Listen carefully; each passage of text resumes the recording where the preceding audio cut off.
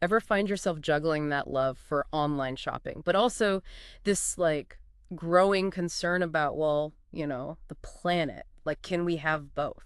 It's a question we seem to be grappling with more and more, right? The convenience of e-commerce, but then the environmental impact. Yeah, for sure. And I feel like that's exactly what lenomed.com is tapping into with these two articles, really digging into this whole idea of consumption, e-commerce. Can they even coexist? Yeah, and the first one kind of throws you right into the deep end.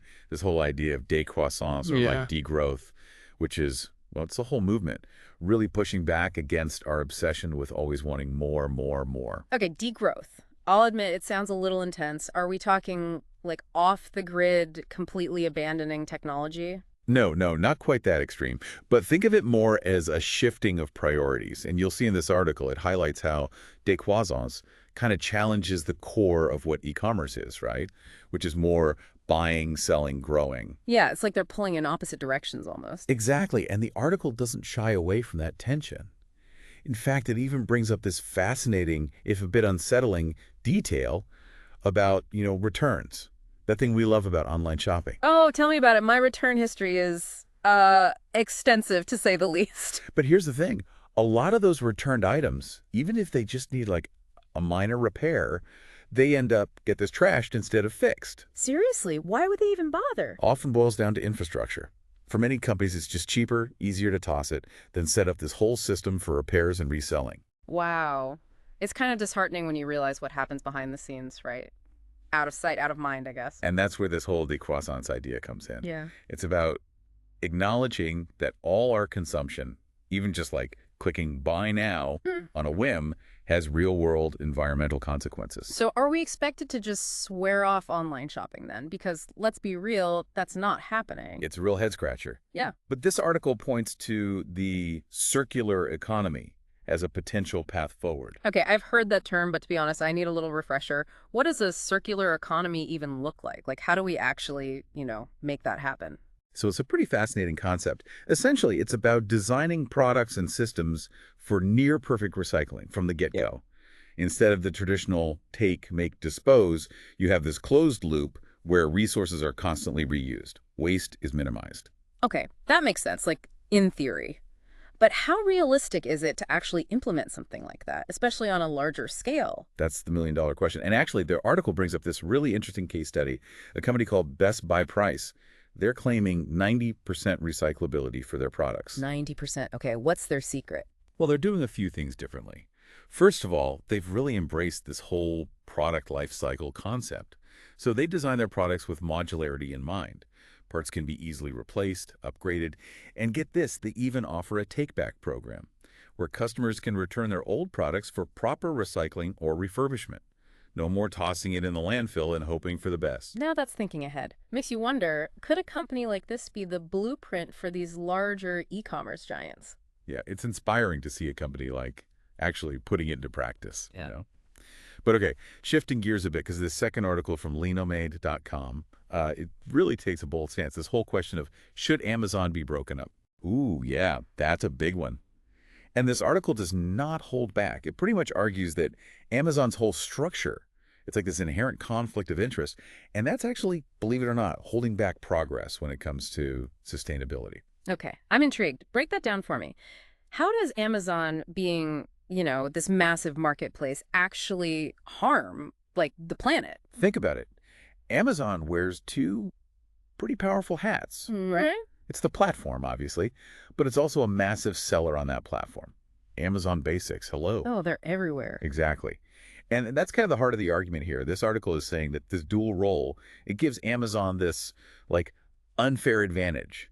They can prioritize their own products over others. They've got all this data on their competitors. They can even, like, afford to slash prices in a way that others just can't compete. Right, so they're kind of playing both sides. Totally. And that's where the sustainability piece comes in. Because when you have this level of, like, dominance in any market, it often leads to this race to the bottom. Suddenly companies are prioritizing those short-term profits above everything else, cutting corners on ethical sourcing, environmental responsibility, all of it. Yeah, if it seems too good to be true. Exactly. And even those companies that genuinely want to prioritize sustainability, they might just not be able to compete. And the article even argues that it stifles innovation, like why bother coming up with these eco-friendly practices if you can't even get your product in front of customers at a price that makes sense? That's a really good point. Okay, so what's the solution then? What do they suggest we do about this? Well, get ready for it, because it's a pretty radical idea. Yeah. Break up Amazon. And not just like a little bit, but a full-on separation of powers. We're talking one entity for the platform itself, another one for like warehousing and logistics, another for delivery, and then another for Amazon's own product sales, all separate. Wow, that's a huge undertaking. Would that even work? Like, how would that even play out? $1 million question. And honestly, there's no easy answer. There are arguments on both sides. I mean, on one hand, yeah, breaking up Amazon, it could mean more competition, maybe lead to more sustainable practices if companies are trying to stand out. But then again, it could also just make everything way more complicated, maybe even lead to higher prices for consumers. Who knows? So it's not just like a magic solution. It all comes back to responsibility, doesn't it? Like, it's not just on the policymakers or these big companies. We as consumers, we have a role to play too. Yeah, no magic solutions, unfortunately. Right. It's a lot to process, really. You get so used to the convenience, but then when you start to think about the impact of every little click. Right, it makes you think. But it's not about, like, shaming anyone into becoming a hermit, right? It's about being, well, a more conscious consumer. Sure. Asking yourself those questions. Like, do I really, truly need this? Or is there a more sustainable option out there? Even just being aware of where was this thing made? How far did it travel to get to me? Yeah, that's so true. I feel like it's easy to get overwhelmed. Like, does my one little purchase even make a difference in this whole big system? Do you ever feel that way? I totally get it. But every time you choose that product that's made from recycled materials, or you decide to support that company with transparent, ethical practices, that's you casting a vote. Voting with our wallets, right? Exactly. And remember that whole circular economy idea we talked about? Imagine like a world where products were actually designed to last longer, where they could be easily repaired and then eventually, recycled with very minimal waste.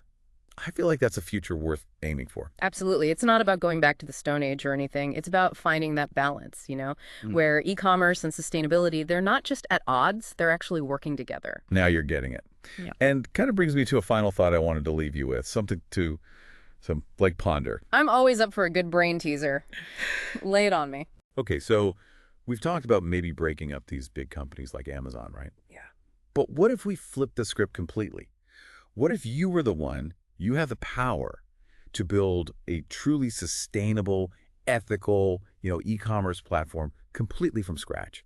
What would that even look like? Oh, I love that. Like a blank slate for online shopping. What would be the top priorities? Exactly. How would it function differently? What would even be the measure of success? Is it just profits, or is it also, impact on the planet, social responsibility, all of that?